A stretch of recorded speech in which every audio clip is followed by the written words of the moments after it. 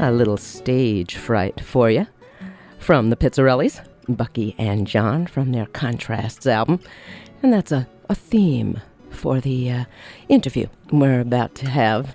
Mr. Ken Wolf is my guest here in the WFDU FM studios here on Anything Goes. Now, who's Ken Wolf? I'll tell you. He's the artistic director of Manhattan Repertory Theater. He's authored 12 plays, 10 of which have been produced in New York City in the last 9 years. How cool is that? His favorite acting roles include his one-man show, The Actor Chronicles, Biff in The Death of a Salesman, Mozart in Amadeus, and Mark Ryan, and in his therapy play, The Eyes of Love, performing opposite the amazing Jennifer Piero. In 1990, he appeared off-Broadway in My Father, My Son, co-written with his late father, Henry E. Wolfe. And he's thrilled out of his mind to be at Manhattan Repertory Theater, exploring new theater and supporting new playwrights and performing artists. And, at the Manhattan Repertory Theater, you can see The People in My Hips.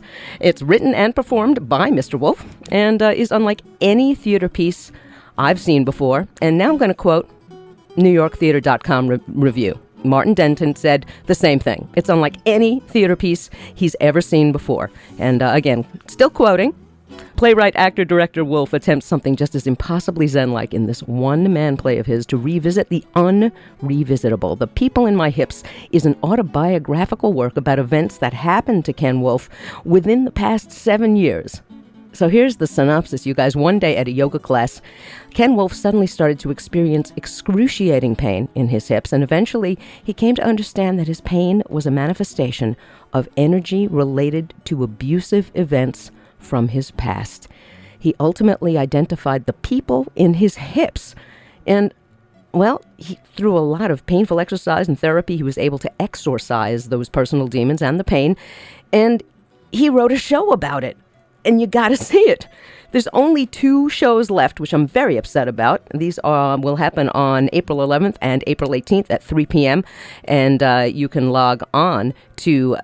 I'm going to let Ken tell you. I'm so excited about this show, you guys. You really have to see The People in My Hips and understand this process for yourself. Good morning, Ken Wolf. Welcome to Anything Goes. Good morning, Lise. It's great to be here. How are you? I'm great. Thanks for coming out in the rain. It's great to be here. Ken, this show is absolutely extraordinary. And the thing that certainly one of the things that makes it extraordinary is that you were able to write it about your own experience and your own physical and emotional pain, and yet come out with something that is very funny, very touching, takes us on a journey with you. I don't even know where to start to ask you how you came to be able to a place where you were able to put that experience on paper. Well, one of the things I do as a playwright is I simply write about my life.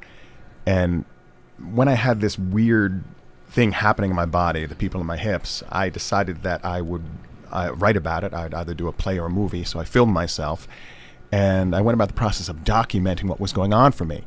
It took me 2 years after I cured myself to finally do this play, because it was brand new territory for me. I was afraid what people might think and what they might think about me seeing this play.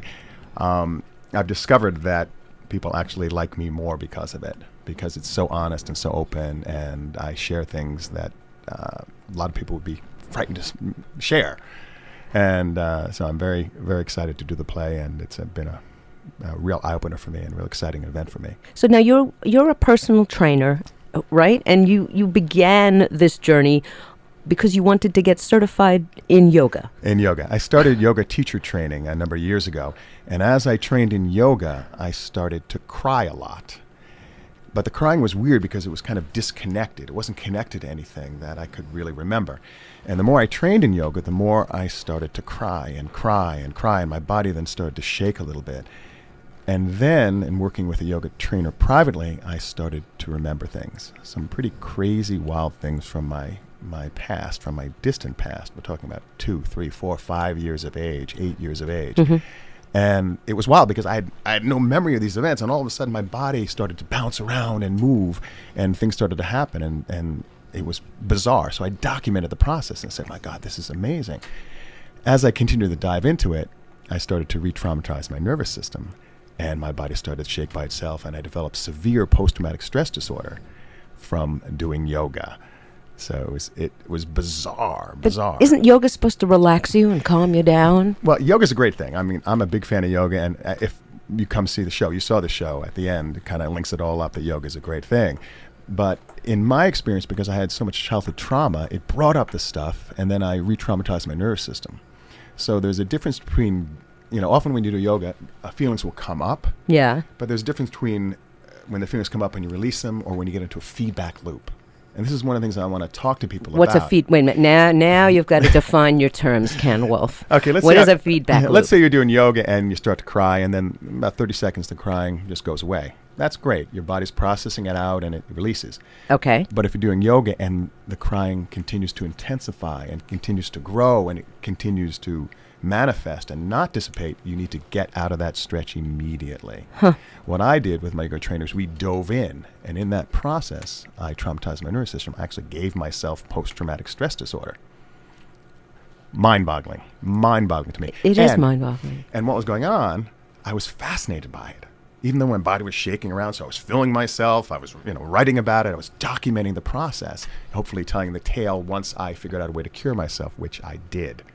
Which is amazing. So you actually bisected your brain. One of you was experiencing all of these symptoms and the pain, the physical and the emotional reaction, and the other part of your brain was watching you do that and documenting it so that you could tell this story and share it with people. Is that right? Exactly. And that really was the gift of the whole process, because often when anxiety comes up in people, I think that in the natural process of your life, anxiety will come up from your childhood. It could be you fall down the stairs, and then when you're 35, you're feeling this anxiety that's coming out of your body from falling down the stairs.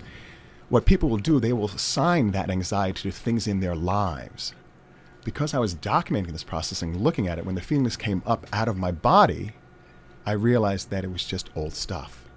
So one of the things I also want to talk about and teach about is that anxiety that comes out of your body. We medicate it, people take drugs, go away, when often we just need to witness it and it'll dissipate. Which is cool, So it was a gift that I was able to document it and look at it from a distance, because I realized that I was not my emotion. I was not those feelings from my past. I was not those feelings in my hips. And I think it's a great lesson for people who experience anxiety, people who have sort of an ongoing, weird feelings coming up and they don't know where they're coming from. Oh, I think we all have those.